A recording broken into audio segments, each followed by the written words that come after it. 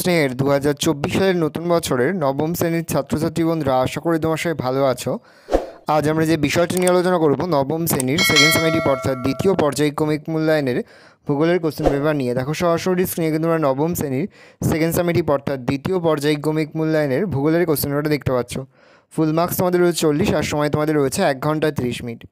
প্রথমে তোমাদের রয়েছে বিভাগ ক, একের দাগে রয়েছে সঠিক উত্তর নির্বাচন করলে প্রতিটি প্রশ্নের মান 1 করে 1 × 7 = 7। বেশ কয়েকটি প্রশ্ন দেওয়া রয়েছে, তোমাদের যে কোনো 7টি প্রশ্নের উত্তর করতে হবে। প্রথম, নিরক্ষতলে অবস্থিত বিষুবরেখার অক্ষাংশ হল 90 ডিগ্রি, 60 ডিগ্রি, 0 ডিগ্রি না 30 ডিগ্রি? উত্তর হবে 0 ডিগ্রি। তাহলে নিরক্ষীয় তলে অবস্থিত বিষুবরেখার অক্ষাংশ হল 0 ডিগ্রি। পরের প্রশ্ন, পশ্চিম গোলার্ধ থেকে পূর্ব গোলার্ধে যেতে আন্তর্জাতিক তারিখ রেখা অতিক্রম করলে দিন কমে বাড়ে একই থাকে দ্বিগুণ হয়? উত্তর হবে বাড়ে। পরের প্রশ্ন, প্রত্যেকটি অক্ষরেখা অর্ধবৃত্ত, পূর্ণবৃত্ত, উপবৃত্ত না মহাবৃত্ত? উত্তর হবে পূর্ণবৃত্ত।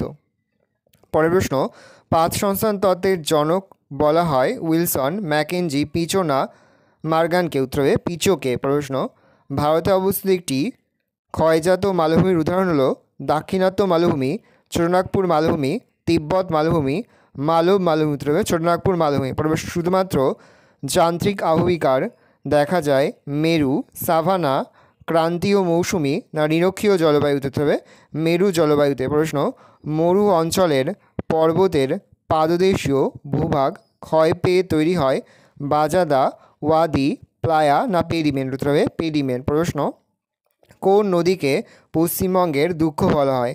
অজয়, দামোদর, ময়ূরাক্ষী না শিলায়? উত্তর হবে দামোদর। প্রশ্ন, তিস্তার উপনদী মেচি, বালাসন, পুনর্ভাবা, রংপো? উত্তর হবে রংপো। পরে তোমাদের রয়েছে বিভাগ খ, 2-এর কয়ে রয়েছে একটি বা দুটি বাক্য উত্তর যে কোনো 3টি, প্রতিটি প্রশ্নের মান 1 করে 1 × 3 = 3। প্রথম, কোন দ্রাঘিমা বরাবর আন্তর্জাতিক তারিখ রেখা বিস্তৃত? উত্তর হবে 180 ডিগ্রি। প্রশ্ন, কোন ধরনের পর্বতে জ্বালামুখ থাকে? উত্তর হবে আগ্নেয় পর্বতে। প্রশ্ন, মৃত্তিকা সৃষ্টির মূল উপাদান কি? উত্তর হবে রেগোলিথ। প্রশ্ন, আমাদের রাজ্য কোন জলবায়ুর অন্তর্গত? উত্তর হবে ক্রান্তীয় মৌসুমি। প্রশ্ন, উত্তরবঙ্গের ল্যাটেরাইট ঢিবি কোথায় দেখা যায়? উত্তর হবে বরেন্দ্রভূমি সমভূমিতে। পরে তোমাদের রয়েছে ক্ষয়ের দাগে উপযুক্ত শব্দ বসে শূন্যস্থান পূরণ করো, যে কোনো একটি প্রশ্নের মান 1। প্রথম, মূলমধ্যরেখা ইংল্যান্ডের ড্যাশ শহরের ওপর দিয়ে বিস্তৃত? উত্তর হবে গ্রিনিচ। প্রশ্ন, গ্রস্ত উপত্যকা ড্যাশ পর্বতের নিকটে অবস্থান করে? স্তূপ। পরের প্রশ্ন, এলুভিয়েশন প্রক্রিয়ায় কার্যকর হয় ড্যাশ স্তরে? উত্তর হবে এ স্তরে। পরের প্রশ্ন, পশ্চিমবঙ্গে শরৎকালে যে ঝড় আসে তা ড্যাশ নামে পরিচিত? উত্তর হবে আশ্বিনের ঝড়। পরে হচ্ছে বিবৃতিগুলি সত্য হলে ঠিক এবং অসত্য হলে ভুল লেখো, যে কোনো দুটি, প্রতিটি প্রশ্নের মান 1 করে 1 × 2 = 2। প্রথম, এলাহাবাদের স্থানীয় সময় ও প্রমাণ সময় 1? উত্তর হবে ঠিক, তাহলে আমরা ঠিক লিখব। পরে হচ্ছে রকি ও আন্দিজের মতো হিমালয় পর্বতেও অসংখ্য আগ্নেয়গিরি আছে? উত্তর হবে ঠিক, তাহলে আমরা ঠিক লিখব। পরে হচ্ছে পুঞ্জিত ক্ষয় হলে ক্ষয়ীভবনের হার বাড়ে? উত্তর হবে ঠিক, তাহলে আমরা ঠিক লিখব। প্রশ্ন, পশ্চিমবঙ্গের রাঢ় সমভূমিতে পাট চাষ সবচেয়ে বেশি হয়? উত্তর হবে ভুল, তাহলে আমরা ভুল লিখব।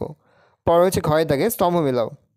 প্রশ্নের মান 1 করে 1 × 2 = 2। ক স্তম্ভে রয়েছে জল যোজন জারণ, খ স্তম্ভে রয়েছে জিপসান, অর্থোক্লেসাইড আর ফেরিক অক্সাইড। ক স্তম্ভের এ জল যোজন হবে জিপসাম, জারণ হবে ফেরিক অক্সাইড। ভালো করে দেখে নাও প্রশ্নের উত্তরগুলো। পরে তোমাদের রয়েছে বিভাগ গ, নিচের প্রশ্নগুলির উত্তর সংক্ষেপে লেখো, বিকল্প প্রশ্নগুলি লক্ষণীয়। প্রশ্নের মান রয়েছে 2 করে 2 × 4 = 8। প্রথম, নিরক্ষরেখার অপর নাম বিষুবরেখা কেন? তো লিখবে বিষুব কথাটির অর্থ সমান। নিরক্ষরেখার ওপর বছরের প্রতিটি দিন সূর্যরশ্মি লম্বভাবে পড়ে বলে দিনরাত্রির দৈর্ঘ্য সমান হয়, অর্থাৎ 12 ঘন্টা দিন ও 12 ঘন্টা রাত্রি।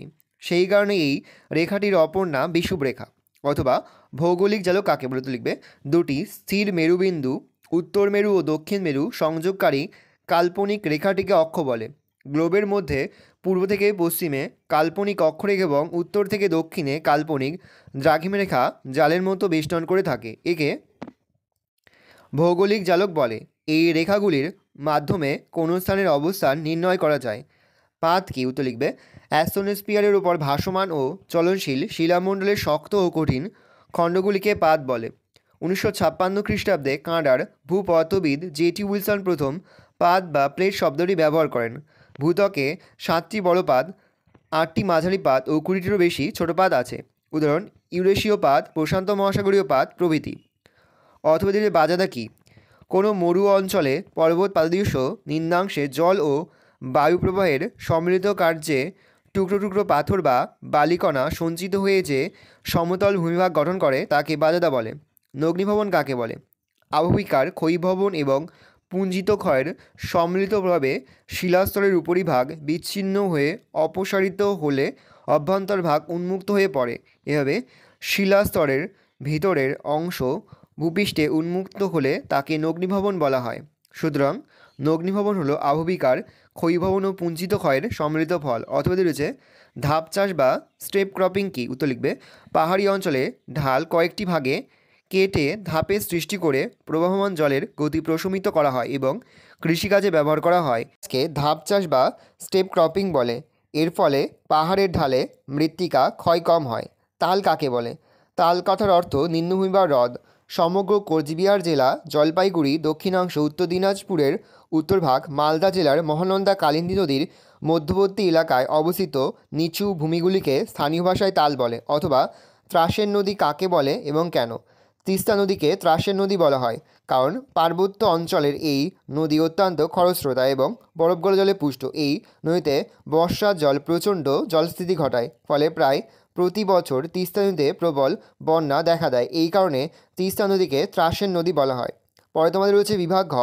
নিচের প্রশ্নগুলির উত্তর দাও। বিকল্প প্রশ্নগুলি লক্ষণীয়। প্রশ্নের মান 3 করে। 3 গুণ 4 = 12। প্রথম, দ্রাঘিমা রেখার গুরুত্ব বা ব্যবহারগুলি উল্লেখ করো। দ্রাঘিমা রেখার গুরুত্বগুলি হলো: 1. গোলার্ধ নির্ণয়। মূলমধ্যরেখা ও 180 ডিগ্রি দ্রাঘিমা রেখা মিলিত হয়ে পৃথিবীকে পূর্ব ও পশ্চিম গোলার্ধে ভাগ করেছে। প্রমাণ সময় গণনা। মূলমধ্যরেখার স্থানীয় সময়কে সমস্ত পৃথিবীর প্রমাণ সময় ধরে বিভিন্ন দেশের প্রমাণ সময় গণনা করা হয়। স্থানীয় সময় নির্ধারণ। প্রতিটি দ্রাঘিমা রেখার ওপর মধ্যাহ্ন সূর্যের অবস্থানের ভিত্তিতে স্থানীয় সময় নির্ধারণ করা হয়। তারিখ বিভাজন। 180 ডিগ্রি দ্রাঘিমা রেখাকে অনুসরণ করে আন্তর্জাতিক তারিখ রেখা টানা হয়েছে যা পৃথিবীতে তারিখ বিভাজনের কাজ করে। অবস্থান নির্ণয়। কোনো স্থান পূর্ব গোলার্ধে না পশ্চিম গোলার্ধে অবস্থিত তা দ্রাঘিমা রেখার সাহায্যে নির্ণয় করা হয়। সীমানা নির্ধারণ। পৃথিবীর বেশ কিছু দেশ বা রাজ্যের মধ্যে সীমানা নির্ধারণে দ্রাঘিমা রেখা ব্যবহার করা হয়, যেমন ইন্দোনেশিয়া ও অস্ট্রেলিয়ার মধ্যে 141 ডিগ্রি পূর্ব দ্রাঘিমা এবং আলাস্কা ও কানাডার মধ্যে 114 ডিগ্রি পশ্চিম দ্রাঘিমা সীমানা রূপে অবস্থিত। অথবাদি রয়েছে প্রমাণ সময় বলতে কী বোঝো বা IST বলতে কী বোঝো? একটি দেশে অসংখ্য দ্রাঘিমারেখা থাকে, ফলে সেই দেশে একাধিক স্থানীয় সময় পরিলক্ষিত হয়, ফলে দেশের কাজকর্ম চালাতে খুবই অসুবিধা হয়। এই অসুবিধা দূর করার জন্য দেশের মধ্যবর্তী একটি নির্দিষ্ট দ্রাঘিমারেখা স্থানীয় সময় অনুসারে ওই দেশের সব কাজ চালানো হয় এবং ওই দ্রাঘিমার স্থানীয় সময়কেই সেই দেশের প্রমাণ সময় ধরা হয়। ভারতের ক্ষেত্রে 82 ডিগ্রি 30 মিনিট পূর্ব দ্রাঘিমা রেখাটি প্রায় দেশের মাঝখান দিয়ে গেছে, তাই ওই দ্রাঘিমা রেখার স্থানীয় সময়কে ভারতের প্রমাণ সময় বা IST ধরা হয়। 82 ডিগ্রি 30 মিনিট পূর্ব দ্রাঘিমা রেখাটি ভারতের উত্তরপ্রদেশ এলাহাবাদ শহরের কোকোনাদ ও সোনাইটের ওপর দিয়ে প্রসারিত হয়েছে। 82 ডিগ্রি 30 মিনিট পূর্ব দ্রাঘিমার স্থানীয় সময় অনুসারে ভারতের সব সরকারি বেসরকারি অফিস, রেল চলাচল, বেতার ও টেলিভিশন সম্প্রচার ইত্যাদি কাজকর্ম পরিচালিত হয়ে থাকে। ভারতীয় প্রমাণ সময় গ্রিনিচের প্রমাণ সময় থেকে 5 ঘন্টা 30 মিনিট এগিয়ে আছে, কারণ ভারতের প্রমাণ দ্রাঘিমা গ্রিনিচের 0 ডিগ্রি থেকে 82 ডিগ্রি 30 মিনিট পূর্বে অবস্থিত। পরের প্রশ্ন, ছোটনাগপুর মালভূমিকে ভারতের খনিজ ভাণ্ডার বলা হয় কেন? তো লিখবে ভারতের অন্যতম শ্রেষ্ঠ খনিজ সম্পদে সমৃদ্ধ অঞ্চল হলো ছোটনাগপুর মালভূমি। এখানকার আর্কিয়ান টার্শিয়ান যুগের শিল্প স্তরে প্রচুর পরিমাণে বিভিন্ন খনিজ সম্পদ রয়েছে, যার পরিমাণ ভারতের মোট সঞ্চিত খনিজ সম্পদের প্রায় 40%। খনিজ তেল ও প্রাকৃতিক গ্যাস ছাড়া প্রায় সমস্ত ধরনের খনিজ সম্পদ যেমন কয়লা, অভ্র, তামা, বক্সাইট, আকরিক লোহা, গ্রাফাইট, চুনাপাথর, ম্যাঙ্গানিজ, ইউরেনিয়াম, ডলোমাইট, সীসা, ক্রোমাইট, চীনামাটি, ফেলসাফার, ফ্লায়ারকে, অ্যামাইটাইড, কাইনাইট প্রভৃতি যথেষ্ট পরিমাণে ছোটনাগপুর অঞ্চলে পাওয়া যায়। এর মধ্যে ভারতের মোট সঞ্চয়ের প্রায় 70% কয়লা, 95% তামা, 52% অভ্র, 50% বক্সাইট এই অঞ্চলে সঞ্চিত আছে এবং ভারতের মোট উত্তোলনের প্রায় 40% কয়লা, 90% অভ্র, 50% তামা, 30% বক্সাইট, 34% গ্রাফাইট, 15% আকরিক লোহা এই অঞ্চল থেকে উত্তোলিত হয়। এই কারণেই ছোটনাগপুর মালভূমিকে ভারতের খনিজ ভাণ্ডার বলে। অথবা রয়েছে টিকালেখ গোরস্ত উপত্যকা। সংজ্ঞা: দুটি সমান্তরাল চ্যুতির মধ্যবর্তী অংশ নিচে বসে গিয়ে যে অবনত ভূমির সৃষ্টি করে তাকে গোরস্ত উপত্যকা বলে। সৃষ্টির কারণ: প্রবল ভূ আলোড়নের ফলে সৃষ্ট টান ও সংকোচনের জন্য শিলাস্তরে ফাটল বা চ্যুতি সৃষ্টি হয়। এইরূপ দুটি সমান্তরাল চ্যুতির মধ্যবর্তী অংশ মহীভাবক আলোড়নের কারণে নিচে বসে গেলে গ্রস্ত উপত্যকা সৃষ্টি হয় এবং পাশের অংশ দুটি স্তূপ পর্বত রূপে বিরাজ করে। উদাহরণ: রাইন নদী উপত্যকা হলো গ্রস্ত উপত্যকা এবং দুপাশের স্তূপ পর্বত দুটি হলো ভোজ ও ব্ল্যাক ফরেস্ট। টিকা লেখো আবহবিকার। সংজ্ঞা: আবহাওয়ার অন্তর্গত বিভিন্ন উপাদান যেমন উষ্ণতা, বৃষ্টিপাত, বায়ুপ্রবাহ, তুষারপাত প্রভৃতি দ্বারা যান্ত্রিকভাবে শিলা বিচ্ছিন্নীকৃত হলে কিংবা অক্সিজেন, কার্বন ডাইঅক্সাইড, জল প্রভৃতির দ্বারা রাসায়নিকভাবে শিলা বিয়োজিত হলে তাকে আবহবিকার বা চূর্ণীভবন বলে। বৈশিষ্ট্য: আবহবিকারের ভূপৃষ্ঠ শিলা বিচ্ছিন্নীকৃত বা বিয়োজিত হয় এবং বিচ্ছিন্নীকৃত বা বিয়োজিত পদার্থগুলি মূল শিলার কাছাকাছি পড়ে থাকে। উদাহরণ: ক্ষুদ্রাকণা বিস্ফোরণ, প্রস্থচ্ছায়ী খণ্ডীকরণ, স্বল্পমোচন, অঙ্গারযোজন, জারণ, আর্দ্র বিশ্লেষণ প্রভৃতি প্রক্রিয়ায় আবহবিকার সংঘটিত হয়। অথবা টিকা লেখো হিউমাস। উদ্ভিদ ও প্রাণীর দেহাবশেষ মৃত্তিকার উপরিস্তরে জৈব পদার্থরূপে সঞ্চিত হয়। ওইসব পদার্থ মৃত্তিকাস্থিত অনুবীক্ষণিক জীব দ্বারা বিয়োজিত হয় এবং তা ধীরে ধীরে পরিবর্তিত হয়ে এক জটিল কালো বর্ণের পদার্থ সৃষ্টি করে। একে হিউমাস বলে। হিউমাস সমৃদ্ধ মাটি খুব উর্বর ও পুষ্টিগুণ সম্পন্ন হয়। এই ধরনের মাটির জলধারণ ক্ষমতাও খুব বেশি, কিন্তু হিউমাস মাটিতে দীর্ঘদিন থাকতে পারে না। এটি ধীরে ধীরে খনিজ পদার্থে রূপান্তরিত হয়ে মাটিতে মিশে যায়। হিউমাস সৃষ্টির প্রক্রিয়াকে হিউমিফিকেশন বলে। টিকা লেখো পশ্চিমী ঝঞ্ঝা। পশ্চিমবঙ্গের শীতকালে উত্তর হাইবেন পূর্ব দিক থেকে শীতল ও শুষ্ক মৌসুমী বায়ু প্রবাহিত হয় বলে এই সময় ঝড় বৃষ্টি সাধারণত হয় না এবং শান্ত আবহাওয়া বিরাজ করে। তবে সুদূর পশ্চিমে ভূমধ্যসাগর থেকে সৃষ্টি হয়ে আসা নিম্নচাপ প্রভাবে পশ্চিমবঙ্গে ঝড় বৃষ্টি হয়। পশ্চিম দিক থেকে আসার কারণে এই নিম্নচাপ তথা ঘূর্ণিঝড়কে পশ্চিমী ঝঞ্ঝা বা পশ্চিমী ঝামেলা বলে। বৈশিষ্ট্য: পশ্চিমী ঝঞ্ঝার প্রভাবে 75 থেকে 100 সেমি পর্যন্ত বৃষ্টিপাত হয়। 2. পাহাড়ে তুষারপাত হয়। 3. অনেক বেলা পর্যন্ত কুয়াশা থাকে। টিকা লেখো ম্যানগ্রোভ উদ্ভিদ। সমুদ্রের নিকটবর্তী অঞ্চলে যে সকল উদ্ভিদ কিছু শারীরবৃত্তীয় অভিযোজন অর্থাৎ শ্বাসমূল, ঠেসমূল, জলজ অঙ্কুরোদ্গম ইত্যাদির মাধ্যমে লবণাক্ত মৃত্তিকায় প্রতিকূল পরিবেশে জন্মায় ও বেড়ে ওঠে তাদের ম্যানগ্রোভ উদ্ভিদ বলে। প্রাপ্তিস্থান: পশ্চিমবঙ্গের দক্ষিণ 24 পরগনায় সুন্দরবন অঞ্চলে ম্যানগ্রোভ উদ্ভিদ পাওয়া যায়। উদাহরণ: সুন্দরী, গলান, গেওয়া, হোগলা, গোলপাতা, কেওড়া, ছাতিম, ধুদুল, পিঠালি ইত্যাদি। ব্যবহারিক গুরুত্ব: 1. এই উদ্ভিদের পাতা দিয়ে ঘর ছাওয়া হয়। 2. এই উদ্ভিদগুলির কাঠ জ্বালানি রূপে ও গৃহ নির্মাণের উপকরণ রূপে ব্যবহৃত হয়। 3. এছাড়া এই অরণ্যের মোম ও মধু পাওয়া যায় ও ম্যানগ্রোভ অরণ্য ও সুন্দরবনের সৌন্দর্য এখানে পর্যটন শিল্প গড়ে তুলতে সাহায্য করেছে। পরে রয়েছে বিভাগসমূহ।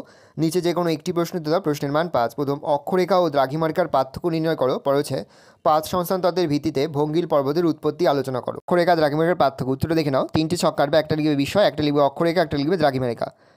1 লিখবে সংজ্ঞা: পৃথিবীর সম অক্ষাংশযুক্ত স্থানগুলিকে যুক্ত করলে পূর্ব হাইপেন পশ্চিমে বিস্তৃত যে কাল্পনিক রেখা পাওয়া যায় তাকে অক্ষরেখা বলে। দ্রাঘিমরেখা: পৃথিবীর সম দ্রাঘিমাযুক্ত স্থানগুলিকে যুক্ত করলে উত্তর হাইপেন দক্ষিণে যে কাল্পনিক রেখা পাওয়া যায় তাকে দ্রাঘিমারেখা বলে। সংজ্ঞা: নিরক্ষরেখার উভয় দিকে সমান্তরাল 1 ডিগ্রি পর পর 90টি বৃত্তাকার অক্ষরেখা টানা যায়। মূলমধ্যরেখার উভয় দিকে 180টি অর্ধবৃত্তাকার দ্রাঘিমারেখা টানা যায়। আকৃতি: অক্ষরেখাগুলি পূর্ণ বৃত্তাকার, প্রতিটি অক্ষরেখা পরস্পর সমান্তরাল। দ্রাঘিমারেখাগুলি অর্ধবৃত্তাকার, প্রতিটি দ্রাঘিমারেখা পরস্পর সমান্তরাল নয়। সর্বোচ্চ সর্বনিম্ন মান: অক্ষরেখার সর্বোচ্চ মান 90 ডিগ্রি এবং সর্বনিম্ন মান 0 ডিগ্রি। দ্রাঘিমারেখার সর্বোচ্চ মান 180 ডিগ্রি এবং সর্বনিম্ন মান 0 ডিগ্রি। মধ্যবর্তী দূরত্ব: পরস্পর সমান্তরাল হওয়ায় দুটি অক্ষরেখার মধ্যবর্তী দূরত্ব সমান। পরস্পর সমান্তরাল না হওয়ায় দুটি দ্রাঘিমারেখার মধ্যবর্তী দূরত্ব নিরক্ষরেখায় সবচেয়ে বেশি এবং উত্তর ও দক্ষিণ দিকে এই দূরত্ব কমতে কমতে সুমেরু ও কুমেরু বিন্দুতে দ্রাঘিমারেখা দুটি মিলিত হয়। পরিধি: অক্ষরেখার পরিধি নিরক্ষরেখা থেকে উভয় মেরুর দিক ক্রমশ কমতে কমতে অবশেষে দুটি বিন্দুতে পরিণত হয়। দ্রাঘিমারেখাগুলির পরিধি সর্বত্র সমান। এখানে দেখো আরও বেশ কয়েকটি পার্থক্য রয়েছে। এখান থেকে যে কোনো 5 থেকে 6টি পার্থক্য লিখলে কিন্তু তোমাদের হয়ে যাবে। যে 5 থেকে 6টি তোমাদের সহজ মনে হবে সেই 5 থেকে 6টি কিন্তু তোমরা লিখে দেবে। পরের প্রশ্ন: 5 সংস্থানতত্ত্বের ভিত্তিতে ভঙ্গিল পর্বতের গঠন। ভূবিজ্ঞানী জেটি উইলসন 1956 খ্রিস্টাব্দে প্রথম পাত বা প্লেট শব্দটি ব্যবহার করেন। এরপর ম্যাকেঞ্জি পারকন, মার্গন প্রমুখ বিজ্ঞানীগণ এই তত্ত্বের অবতারণা করলেও ফরাসি বিজ্ঞানী লা পিচো প্রথম পাত তত্ত্বের সর্বাধুনিক প্রবক্তা। তত্ত্বের মূল বক্তব্য: 1. পৃথিবীর ভূত্বক অনেকগুলি খণ্ডের সমষ্টি, প্রতি খণ্ডকে পাত বলে। ভূত্বকে এই ধরনের 7টি বড়, 8টি মাঝারি ও 20টিরও বেশি ছোট পাত রয়েছে। 3. অ্যাটমসফিয়ারের উপর ভাসমান পাতগুলি তাপের পরিচালন স্রোতের কারণে সঞ্চিত হয়। 4. এই পাত সঞ্চরণ 1. পরস্পরের দিকে অর্থাৎ অভিসারী, বি. পরস্পরের বিপরীত দিকে অর্থাৎ প্রতিসারী, সি. পাশাপাশি অর্থাৎ নিরপেক্ষ। এই 3 ভাগে হয়ে থাকে এবং বিভিন্ন ভূমিরূপ গঠন করে, যার মধ্যে উল্লেখযোগ্য হল ভঙ্গিল পর্বত। পাত সঞ্চরণ ও ভঙ্গিল পর্বতের উত্থান। অভিসারী পাত সীমান্তে ভঙ্গিল পর্বত উত্থান। অভিসারী পাত সীমান্তে চলমান দুটি পাত পরস্পরের অভিমুখে এসে ধাক্কা খায় এবং সংঘর্ষ সীমান্তে ভঙ্গিল পর্বতসহ নানান ধরনের ভূমিরূপ গঠিত হয়। অভিসারী পাত সীমান্ত: মহাদেশীয় মহাদেশীয়, মহাদেশীয় মহাসাগরীয়, মহাসাগরীয় মহাসাগরীয়, মহাসাগরীয় মহাসাগরীয় পাতে ভঙ্গিল পর্বত গঠিত হয় না। পয়েন্ট করবে: মহাদেশীয় মহাদেশীয় পাতে বা মহাদেশীয় মহাদেশীয় পাত সীমান্তে ভঙ্গিল পর্বতের উৎপত্তি। সাধারণ দুটি মহাদেশীয় পাতের মাঝখান থাকে একটি অপ্রশস্ত অগভীর সমুদ্র, একে মহীখাত বলে।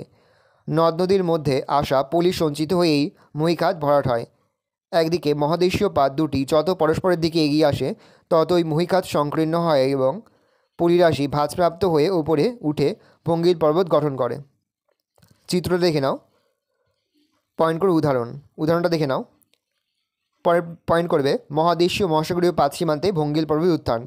যখন একটি মহাদেশীয় পাত ও মহাসাগরীয় পাত পরস্পরের দিকে এগিয়ে আসে তখন অপেক্ষাকৃত ভারী শিলাগঠিত মহাসাগরীয় পাত হালকা মহাদেশীয় পাতের নিচে প্রবেশ করে।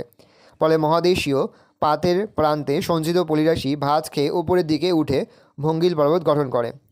দেখে নাও চিত্রটা। উদাহরণ লিখবে: উত্তর আমেরিকার পাত ও প্রশান্ত মহাসাগরীয় পাতের মাঝে রকি পর্বতের উত্থান ঘটেছে। উত্তর আমেরিকা ও নাজকা পাতের মাঝে আন্দিজ পর্বতের উত্থান।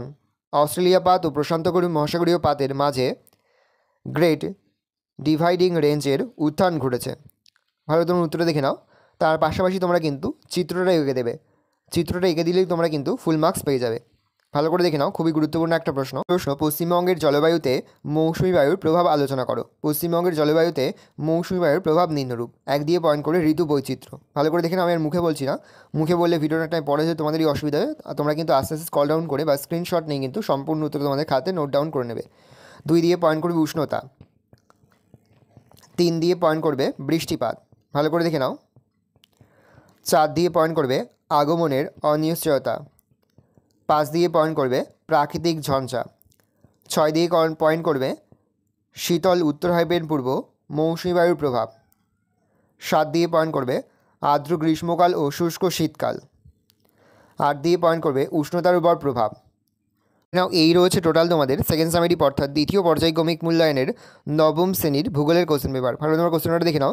আশা করি ভিডিওটা ভালো লেগেছে। ভিডিওটা ভালো লাগলে ভিডিও লাইক করতে গেলে ভুলবে না। আর আমার চ্যানেল নতুন হওয়া লাইক করে সাবস্ক্রাইব প্রেস করে পাশে বেল আইকন প্রেস করে যখন নতুন কোনো ভিডিও আপলোড করি সবার ফার্স্ট নোটিফিকেশন তোমরা পেয়ে যাও। আর এই ভিডিওটি তোমার বন্ধু বান্ধবী আত্মীয়স্বজন সবার মধ্যে কিন্তু অনেক শেয়ার করে যায়। এবছর নবম শ্রেণীতে পড়ছে। আমরা কিন্তু ইতিমধ্যে নবম শ্রেণীর প্রতি বিষয় সিলেবাস, প্রশ্নকার এবং নমুনার প্রশ্নপত্র কিন্তু আপলোড করি। তোমাদের এখনও পর্যন্ত সেই ভিডিওগুলো না দেখে থাকো, ভিডিওগুলো কিন্তু তাড়াতাড়ি দেখে নাও। তোমাদের সকলকে জানাই আগাম পরীক্ষার অনেক শুভেচ্ছা এবং অভিনন্দন। একেবারে ভিডিও শেষে স্ক্রিনে তোমরা একটা প্লেলিস্ট দেখতে পারবে, তারপরে ক্লিক করলে সমস্ত ভিডিওগুলো কিন্তু তোমরা পর দেখে নিতে পারবে। কোনো প্রশ্নের উত্তর লিখতে বা বুঝতে যদি কোনো রকম অসুবিধা হয় তাহলে কিন্তু নির্দ্বিধায় কমেন্ট সেকশনে কমেন্ট করে জানাতে একদমই ভুলবে না। ভালো, তোমরা কোশ্চেন পেপারটা দেখে নাও। এই রয়েছে টোটাল তোমাদের সেকেন্ড সামেটিভ অর্থাৎ দ্বিতীয় পর্যায়ক্রমিক মূল্যায়নের নবম শ্রেণীর ভূগোলের কোশ্চেন পেপার।